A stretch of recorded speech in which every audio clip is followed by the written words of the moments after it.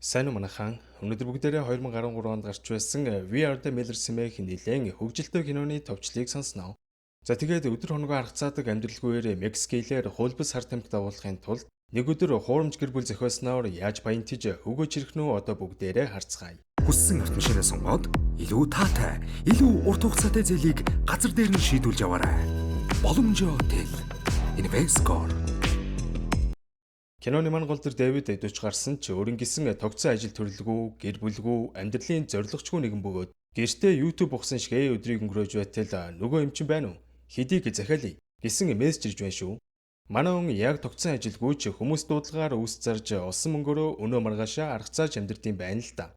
За тэгээд чемоданаас хүмүүсийн захиалгыг цөмхөлж аваад гарах ба түүний үйлчлүүлэгч дунд ганц бие ээж банкны захирал тоогооч гэл ёстой 9 жорын хүмүүс байд юм байна. Тавхаа гарагтал хүмүүсийн захиалгыг хүргэж өгчөөд овоо хэдэн доллар кармалцсан явж байтал 10 жилийн ангийнхаа хүүхдэд таарлаа шүү. Хүүш Дэвид. Заанда юу хийж аван? Гэхэд найз нь хийдгээ игээл өвсөө зарсан шиг л амьдарч байна да. Алин бай. Чамд өнгө өгчихье. Гэхэд мань залуу бүр бөөн баяр. Пүү баярлалаа өгшөн. Чи одоо болтол энэ ажлаа хийгээл байгаа мó? Эхнэр хүүхэд аль алинч байхгүй чөлөөт амьдралаар амьдраал атаархмаар юм аа. Нэг өдөр өгөхөд өглөөхөд хин ч анзаарахгүй нэ штэ. Гэт хачин юм хэлснээр Дэвидэд жоохон хүн тусчих шиг л боллоо. Дүрсэлгдэн киноны маань бас нэг гол дүр Роуз ажил дээрээ эд божигнуулж байгаа харагдах ба тэр чадварлаг тайчигч гэсэн ажлаасаа залхаж дуртай дургүй ажиллаж байгаа нь ойлгомжтой харагдаж байна. Роуз Дэвид хоёр нэг байранд амьдардаг хөршүүд бөгөөд хоорондоо тийм ч харилцаа сайтай биш. Яг гэвэл Роусын хүчин найз залуу Дэвидээс бараа авсан ч мөнгө өгөөгүй мөрдсөн гинэ. Харин энэ бол хаавчиж хамгийн гэмгүй гол дүр маань. Түүнийг Кенни гэдэг бөгөөд ээж нь ажилгээд анхаарал тавьдгүй болохоор манай Дэвидтэй найзлах гэж их үзнэ. Гэтэл тэдний байрнаас холгүйхан нэг охиныг хідэн залуус дээрлэж байгааг хараад Кенни маань аврах санаатай яваад утсан ч залуус манай үг зодхно. Энэ бүхнийг харсан Дэвид Кенни туслах санаатай явж очиод за залуусаа тайвшраа. Наад өхнөө явуулчих. Ингээл асуудал шийдэгдлээ. Ойлгосноо? Гэхэд дээрэмчид чи юу юм? Цагдаа юм уу? Гэж асуухад Кенни юун цагдаа? Манайх хар тамхины наймаачин та нарыг болгож тавих байх шүү. Гэд хэлчтэй юм да. Тэгсэн дээрэмчид хутгаа гаргаж ирээд заах минь цүнхээ өг. Үгүй бол алж орхино шүү. Гэд бахаар манай хүн цүнхээрээ цогч хайчаад зүхтах гэж оролцсон ч эднэр олуулаа болохоор манай хүнийг удахгүй бариад цүнхийн дээрэмдээ зогсохгүй бүр гэрлүүн дагж ороод чемданд нь байсан хамаг барааг нь бүх мөнгө төгрөгтэй хамт хуу амаад гарч одноо. За ингээд Дэвид маань бүр бөөн уур. Кенни дураа гаргамаар байсан чи 18-тай үгээс юу ч авах юм блэ? Одоо яах вэ гэж итэл түүнд хар тамхи нийлүүлдэг босс нь залгсан боловч манай хүн дуудлагыг авахгүй. Гэтэл удалгүй хар машин өлгөсөн залуус ирээд манай үнийг хүчээр аваад явлаа. Нэг сэртэл цагаан даван дээр сэрж гин. Намааг цөм зодоод шалаа бохирдуулахгүй гэж ингэсэн байна л да. Гэж бодон айсан боловч байрныхаа таацанд засвар их гээд дэвссэн юм а гэж түүний босс Дэвидийг тавьшруулдаг. Манай хүн бүхнээ илж 50,000 орчим доллар буюу бараг 200 сая төгрөгийн бараа алдсан тухай үннээ илтэл босс нь уурсангүй. Харин ч түүнд боломж өгж байна. Хүн алдаа гаргаж болно штэ Дэвид. Алдаагаа засчихад л болно. Гэж хэлээд Мексикийн хэлээр чемдан дуран хар тамхи оруулаад ирвэл өрийн цайруулж дээр нэмээд 100,000 доллар өгье л гэж авч байна. За ингээд ямар сонголт байх биш. Америк Мексикийн тэр хатуу хамгаалалттай хэлээр яаж иймэг хар тамхи зөөх вэ гэд бодоо сууж байтал гэр бүлийн машин унсан нэг сайхан аштай ахгүй зам асууж байна. Эхнэр хоёр хүүхдэд дагуулan яваа аялагч залууд цагдаа дуртай нарахгүй тусалж зам зааж өгөн маш илдэг харилцаж байгааг хараад түүний толгойд гэр бүлээрээ аялж байгаа аялагчид чиг дүрсгээд бараагаа хил давуулах санаа төрдөг. За ингээд тэр дөрөв Роуст очиж уулзаад өөрийнхөө санааг хэлж эхнэр нь болоод жүжиглвэл 10,000 доллар өгье. Гэхэд Роуз юу гэж түүнд итгэв битгий дэмийрээд бай гэд хөөгөл гаргалаа. Манай хүн аргадаад Кенни дээр очиж хүүн болж жүжиглэхийг гоохот шууд зөвшөөрч ишв. За тэгээд эртэдээ амийн аварсан Кейситэй ч муу уулзаад охин нь болж жүжиглэхийг говьтол 1,000 доллар өгөл гэж авж байна. За ингээд түүний үснээр мөнгөний нөхөөр тохирох ба нөгөө хоёроо дагуулад үсчин дэрсэн сууж яснаа 50 доллар өгөөд яваад сайн хөвтүүд чиг хувцалчаад ир. Гэжсэн Кенниг чи угаасаа сайн хүн шиг харагдаж байна. Гэснэ 50 доллароо буцаага авчтiin да хогийн гар. Үсчин яаж үсээд тасалах уу гэж асуухад хоёр хүүхэдтэй 40 орчим насны. Бас царай муутай ааштай эхнэртэй азгүй залуу шиг болгоод өг. Гэтэл ард нь байсан залуу. Тэр хүн чинь би байна. Минийх шиг засуулчхад л болох юм байна гэж авч шүү. Харин энэ Роуз маань ажил дээр явж итэл захирал нь орж ирснээ өнөөдрөөс үйлчлүүлэгчтэйгээ унтсан шүү. Гэж хэлэхэд Роузийн хамаг дургуунд хурж ажилласаа гарахаар болох ба. Гэрлүүгээртэл байрны түрээс нэхэмжилсэн цаас байхыг хараад Дэвидийн саналыг дахин бодож эхэлдэг. Манай гурав эрс өөрчлөгдөж, яг л аав охин хүү гурав шиг болцсон онгоцондоо сууж байтал гаднаас Роуз ороод ирлээ шүү. Юун тайжигч? Намтай ээж хүн шиг л харагдаж байгаа үстэй. Тэгснэ Дэвидээс 10,000-ыг биш 30,000-ыг өг гэж шалсаар угаад зөвшөөрүүлдэг. Манай дүрийг харсан үйлчлэгч нар ч ямар сайхан гэр бүл вэ гэж шагшраастай. За ингээд манай хэд маань Мексикт буугаад гэр бүлийн автобус түрээслэн аваад явж байтал замд салют зарж байгааг хараад Кейсигийн үг зан хөдөлж салют авъя гэсэн боловч Дэвид тоосонгүй. Салют авмаар биш дээ зогсчихл доо. Гэд бүгд чалаад бахарна Дэвидийн дургу үрж. Сайн сонс. Бид гэр бүл биш заа юу. Чи миний охин биш. Зүгээр л миний эснэр бай. Бид ажил хийхээр явж байна. Тэгэл гүцээ. Гэд нэх муухай ажилтیں۔ Да. Эсэ идэж хямдхан салютнуудаас нь нэгийг авч буудуулчаад хүүхдүүдийн хорхоог нь дарчаад замдаа гарлаа. За ингээд явсаар угаад бараагаа авах газраа иртэл буу шүү болсон залуус өгтлээ. Дэвид буугаа очтол сахалтай нэг нүдээр буу шагааж байна. Пабло намайг явууллаа гэж хэлэхэд нэг нүдтийн зан хуурж дотогшоо дагуулаад орлоо. Тэгсэн юу вэ бүр 2 тонн хар тамхи машиных нь байж болох хамгал зай завсрал руу чихэж эхлэхэд Дэвид бүр бараагаа л явчихна. Босс руугаа залгаад та ч чимдаан дүүрэн бараа гэвстэй. Гэтэл бүр 2 тонн бараа өгөх гээд байна штэ гэж сандраа хэлтэл пүүх тийм үү. За яах вэ чи тэгээд аваад ирэлтэй гэж авчи шүү. Ийм хэмжээний хар тамхитай явж байгаа баригдвал бараг бүх насаараа шорон цуух ялтайч Дэвид энд хүртэл ирсэн болохоор буцах зам байсангүй. Тэдний машиныхын шүүгээ бариул хүнжиллийн доорн тэргээд бүр байж болох бүхэл газар бараагаа чихэж орхиж. За ингээд хашаанаас нь дөнгөж гараа явж итэл Мексикийн цагдаа зогсооход Дэвид жүжиглэн өө сайн байх та. Бид гэр бүлээр явж байна л да. Яасан бол гэж хэлтэл. За залуу маань наад жүжигээ байл. Би чамайг юу авч байгааг чинь мэдэн шүү. 1000-ыг өгвөл зүгээр явуулъя гэж авд юм да. Дэвидэд $1000 бэлнээр байгаагүй тул өөр арга чарга байна уу? Гэтэл мань цагдаа тэгвэл би та хэдийн нэгийг дагуулад бургасны араар орчоод ирье гэж авч шүү. Дэвид Роуз тандан цагдаатай хамт бургасны араар гялс ороодох. Хүснээр өгчүүл явуулна гэж шít. Гэхэд Роуз уурлаж за зүгээр байгаарай. Би биеийн үнэлэгч биш шүү. Энтергээд маргалдаж байхыг сонссон цагдаа. Маргалдах хэрэггүй дээ. Би эр хүн сонирхтیں۔ гэж авд юм да. Тэгэхэр Дэвид гэж завангаараа Кенийг дуудснаа. За ахын дүү. 2 эмэгтэйчүүдийнхаа төлөө. Ахыхаа төлөө энэ цагдааг дагаад бургасны араар гялс орчоод ир. Зүгээрээ чи бол эр хүн. Энтергээд бүр сомлж өгч шүү. Гэтэл нөгөө цагдаачин гарч ирснэ. Яагаад удаад байгаа юм бэ? Намайг дагаад бургас руу орох юм уу? Эсвэл 1000 песогоо өгөх гэж авд юм да.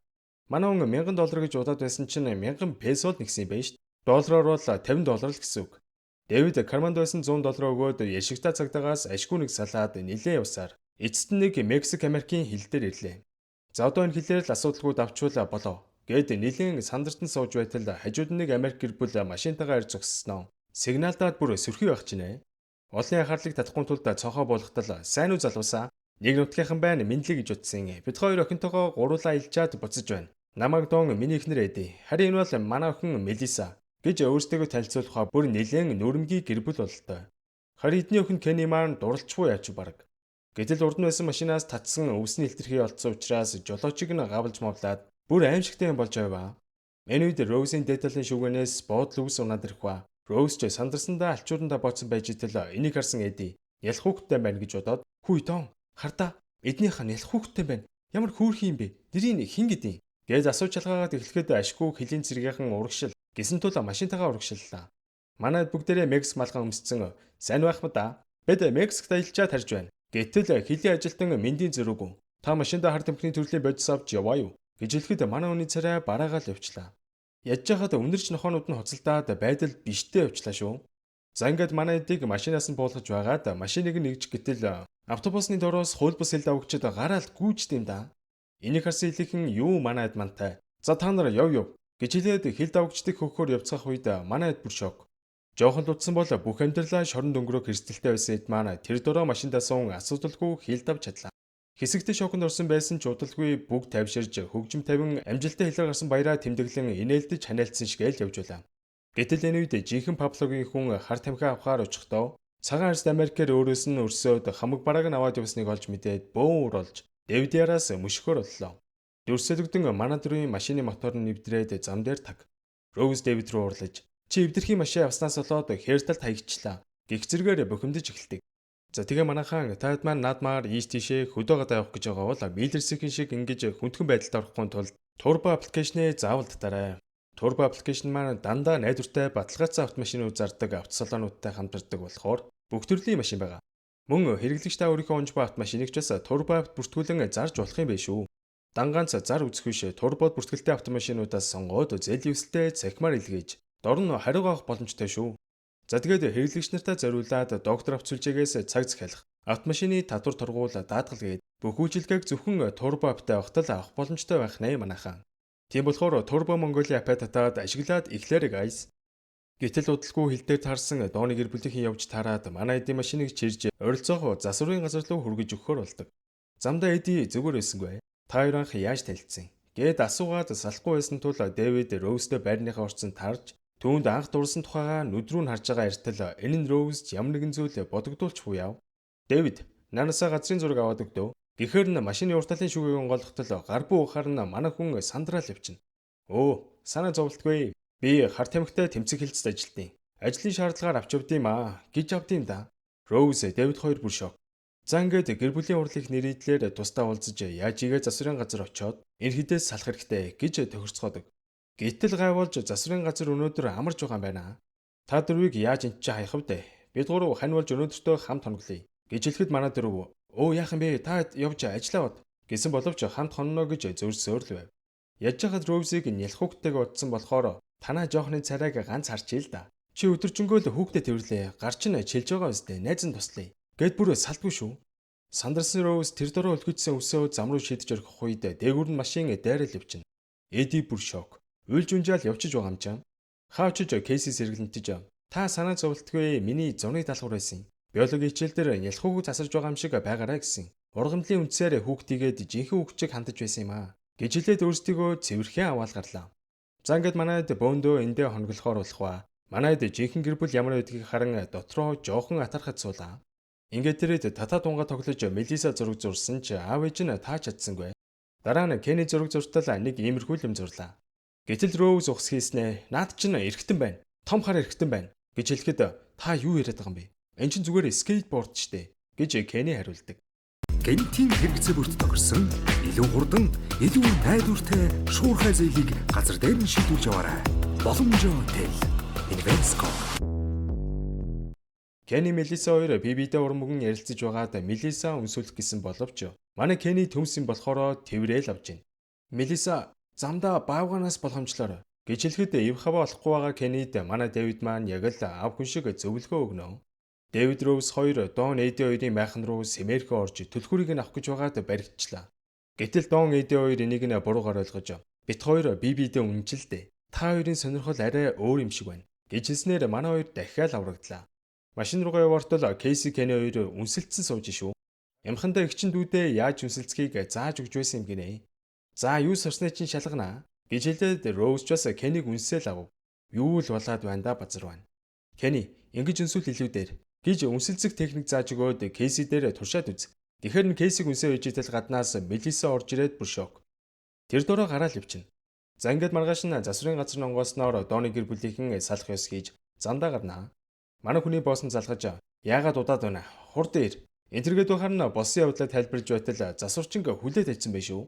Пабло айл хэдийн тэднийг гүйцээд иржээ. Дэвидийн толгойд буу тулгаж утсыг нь аваад чи нөхрөөр миний барайг хулгайлуулаа юу? Үр дагавар гэж байдаг юм шүү. Гэж хэлэн утсаа тасдахаа манай дөрвийг игнүүл зогсоогоод би Пабло байна. Та дөрөв миний барайг хулгайлж их том алдаа хийлээд. Та дөрвийг одоо бүгдийг чинь ална. Гэр бүлээрээ өхөө өгтлээ хамтдаа. Гэж хэлэхэд Кейси юу яриад байгаа юм бэ? Бид нэр гэр бүл биш. Гэхэд Дэвид энэ бол гэр оронгүй тэнүүлж өхөн. Харин энэ ээж нь хагардгүй азгүй амтан. Харин энэ бол хямдхан тайжигч. Гэж хэлэхэд өөрийг нь хямдхан хэлээгээд Роуз бас ууралж шүү. Роузыг тайжигч гэдгийг сонссон Пабло тайжих үзүүлбэр үзүүл. Гэд бахаар нь манай бүсгүй тайжих үзүүлбэр үзүүлж байхдаа анхаарлын сарниулж халуураар Паблог төлж орхиход Дэвид нэг нүдтийг цохиод авсан ч яагдсангүй шүү. Харин энэ үед Кенни автобусаа өдөлгөж ганц нүдтийг мөргөн унгаах үед Дэвид би нөхрийг цохиод унгаачлаа гэж Роузд өнгөрж байх жишээ нь. Манайд бүгд суугаад тэндээс гарахдаа Паблогийн өмтэй машиныг юучгүй эвдлээд зүгтэж орхидог. Дэвид Кенни хоёр өрүүл булаацалдж байх үед жимсний сагсанд байсан аал зунаад Кеннигийн төмсгийг хазаж орхилоо. Манай хүн тэр дороо гарангуун орилж хашгичж эхлэхэд Роуз өмдөө доошлуулаа бид харах хэрэгтэй. Гэд бахаар нь Кенни тэр идэд төмсгөө харуултал нөгөөд чинь бараагаал явчихна. Аимшигтай автчиж газ эмнэлэг рүү өрөхгүй бол болохгүй. Гэхэд Дэвид юу яриад байгаа юм бэ? Эмнэлэг орж явах цаг байхгүй. Гэсэн боловч Кенни ухаан алдаад унсан учраас аргагүй ирэхэнд ойрхон байх эмнэлэгт авчирлаа. Дэвид босс руугаа залхан чи яаж чадж байна? Чи надаар хүний бараа хулгайлуулсан байна. Би ер нь энийг буцаагаад Паблод өгчих юм уу? гэж занл хэлэхэд аминд угааг чинь сонсох сайхан байш үү Дэвид. Чи өнөө өрөөд амжиж бараагаа авчирвал $500,000 өгье гэсэн санал тавьдаг. Эмнэлэгт Кенни хүлээж авах хооронд энэ багийг Кейси рүү харц шидчихсэн аа. Гаран дээр нь дугаараа бичээд явах үед Роуз "За болоочтэй чам дараа таалагдаад байгаа юм шүү дээ." Гэхэд Кейси "Дэжгүй хөөрхөн залуу байна штэ" гэж авч шүү. За ингээд эмчин манайдтай уулзаж Кеннид ерөндөг тарьсан тул хэдэн цаг эмнэлэгт амраах хэрэгтэй гэж хэлэхэд Дэвид "Хамаагүй бид явах хэрэгтэй. Бүгдээрээ Кенниг энд нь орхиод явчих." Гэхэд нөгөө хоёр нь зөвшөөрсөнгүй. Кенниг хүлээж авах зуур нөгөө залууч ирснээ Кейсиг дагуулаа гарах гэтэл манай хоёр дургуутсан ч Кейси ч зөрүүдийн болохоор дагаал яваад өглөө. "Шивэстэй тэнэг дуулга өмсөөгүй залуу. Кейсийн янзаараа ганц бие ээж болох байхад химэн хоорондоо шивнэлтцгэн." Гэтэл удалгүй Кейси ороод ирлээ шүү. Манай хоёрыг л жинхэнэ аав ээжиг нь түүнийг загнаж хамаа намаагүй залуустай болцохгүй байхыг анхааруулхад Кейси баг зэрэг ууралсан ч өөрт нь санаа тавих гэр бүл гэж ийм байдаг байх нэ. Химэн дотроо бодож байлаа. Кенни имлэгээс гарбуугүй юу Дэвид хитрхи яарж байгаад тэрэгцрээс нь унгаах үед Роуз уурлан "Дэвид чи чинь яачаад байгаа юм бэ?" Гэхэд "Яачаад байгаа юм гинэ? Би бараг аваачиж өгөхөд 5 цаг л үлдчихэд байна. Хурдан очихгүй бол $500,000 алдах нь вэ шүү дээ." Гээд ам алдчихсан юм да. "Дэвид чи бүр $500,000 авч байгаа юм уу? Тэгснээр надад 10,000-ыг өгж байгаа юм биз дээ?" гэж Роуз уурлахад Кейси "10,000 надад $1,000 л өгж байгаа шүү." Гэхэд Кенни гайхаж "Хөөх таад чинь бүр мөнгө аваад байгаа юм уу?" гэж хэлэх ба манайд бибидээ тунирхаж аяллаа цааш үргэлжлүүлж чадахгүй л гэж авч байна. За ингээд бухимдсан Дэвид машинаа унаад ганцаараа цааш явсан боловч нэг хөдөлгөөн нөгөө хэдийгээ санаж нэг л сонирн болоод байдаг шүү. Ийм богинохоо хугацаанд ингэж амархан дасна гэж байдаг. Дүрсэлэгдэн Кейси нөгөө залуутайгаа суудсан болсон явдлаа яриад сэтгэлээ онгойлгох гэтэл нөгөөх нь манай охинтой зүгээр л унтах санаатай байсан нь ойлгомжтой байлаа. Энэ үед ээждүү хоёр нь ирэх ба миний охиноос наад заван савраа татгиж хэлэхэд "Хөгшөө авгаа минь чи яах юм?" Гэхэд Кенни зохих гэж байсан ч зөрг нь хүрдгүй. Харин Роуз мэн залууг ганц шанаадаа л унгааж орхидог. Гэтэл Дэвид буцаад ирэхэд манай тимч баяртай байсангүй. За би ойлгосон. Бүгдээрээ 500,000 яг 4 тэнцүү хувааж авъя гэж хэлсэн чи нөгөө гурав чинь нүүр өх шинжгүй шүү. За ингээд бардам зангаа иж уучлалтгүйснаар манай дөрөв маань эвлэрч автобусандаа суух гэж явж байхад Эди Мелиса хоёртой таарна. Кенни Мелисатай ярилцах гэсэн чи ихчтэйгээ өмсөлдсөн биз дээ. Гэт бүр нүүр өгдөггүй шүү. Гэтэл манай хүү тэр дөрөв өмнө ээлж "Кейси миний төрсөн ихч биш ээ. Бид нэр жинхэнэ гэр бүлч биш. Бид нэр гэр бүлийн дүр дороод Мексикээс харт амь авчирсан" гэд хамаг үннээ хэлжтэй юм да. Дэвид Роуз хоёр бүр сандарж Кеннигийн хаацаалах гэж итэл нэг нүдэд гарч ирснээ буу тулгаж шүү. Гэтэл доо машиныхаа хаалхыг түлхэн гарч ирээд мань нэг нүдтийг ёстой хайр найргүй зодоол унгаалаа. "Дэвид би чамайг найзаа гэж утсан юмсан. Гэтэл чи харт амхны 8 ч байсан юм уу?" Гэт ярилцаа байж явах үеэр Пабло Мелисагийн толгойд буутулгаад гараад ирлээ. Манай хүн автобусныхаа төлхөрийг өгөөд бараг авсан чинь бид хэдийг зүгээр орчихл доо гэж гуйхад Пабло юу гинэ? Би өөрийнхөө бараг авахын тулд хилд авч хэдэн мянган километр аялсан. Бүр нүрээ төлөвлөж үнэтэй машинаа чивдүүлсэн. Дээр нь бүр миний туслахыг 2 чудаа зодчлоо. Ийм байхад би та нарыг зүгээр явуулна гэж бодоё. Бүгдийг чинь нам буудаад өгье л доо. Гэхэд Дэвид эднэр ямар ч буруугүй. Буруу цагтаа буруу газараа байгаа гэмгүй ирбэл. Харин энэ жаал хитрхи гинэн сайхан сэтгэлтэй өв. Харин энэ охин бол хатуужилтай сайн хүүхэд. Харин энэ бүсгүй бол миний амьдралдаа таарсан хамгийн ухаалаг, хүчтэй эмэгтэй. Эднийг явуулаад намайг л буутчих гэсэн боловч Пабло гэрчүүлдэхгүйгээд бүгдийг буудах гэж байтал салют буудаад анхаарал нь сарних үед Дэвид мань өхний бүгцэх унгаах үед Кенни Паблог ганцхан цохиол авлаа. За ингээд Кенни маань Роузен зааж өгснөөр Мелисаг үнсгэд нөгөөх нь бүр шок. Дэвид ч боломжийг алдсангүй. Роузыг үнсэл авлаа. Дон харин Паблог баривчилж бас ихнэрээ үнсэж үнгээд эхлэнэ. "Дэвид, та нар хууль зөрчсөн. Би баривчлах ёстой" гэж хэлсэн ч би эхлээд гэр бүлийнхнийгээ тэврээдгий гэж манай хэдэд зүгтах боломж өгж байгаа мó да. За ингээд маргааш өглөө Дэвид хамаг бараагаа боостай байжиж өгсөн боловч би чамд шүүнүүлэхээс өмнө гэж хэлсэн дээ. Одоо өглөөний 9 цаг болж байна шүү дээ. $500,000 ч байхгүй шүү. Чи өөрөө л хоцорсон гэж хэлэх ба Дэвид хэлсэн цагт нь бараагаа авчирсан ч энэ нөхөр ямар нэгэн шалтгаан айлж мөнгөө өгөхгүй байсныг ойлгосон Дэвид урдаас нь юм хэлсэнгүү. Гэнэтхэн хамаг хаалга цонхыг нь цөмлөөд баахан харт амхтай тэмцэг хэлцээх орж ирээд Дэвидийн боссыг үйлдэл дээр нь баривчилдаг. Манай хүн Донтой хамтарч боссыгоо барьж өгсөн байгаа байхгүй юу? Харт амхны бүлэглэлийг барьж өгсөн учраас Дэвид энэхэд гэрчиг хамгаалах хөтөлбөрт хамрагдаж шоронд орох ялаас мултарч чадсан ба. Манай эдийн хөтөлбөрийн хүрээнд нэг байшинд яг л жинхэнэ гэр бүл шиг хамтдаа амьдарч ирсэн байлаа. Хөршин тэдэнтэй танилцж минь тусаа мэдэлцэх ба. Бид бол Миллерс ихэн химээг манай дүүстэйгээ танилцуулгач тэгэл сурсан занг сураар байх штэ. Хашааныхаа болонд нөгөө юмаа ургуулж байгаа л харагдана. За энэ хүрээд кино маань дуусч байна. Энэ удаагийн бичлэгийн маань ивентгэгч Investor болон Turbo аппликейшныхандаа баярлалаа. Дараагийн дугаараар иргэн уулзцгаая guys.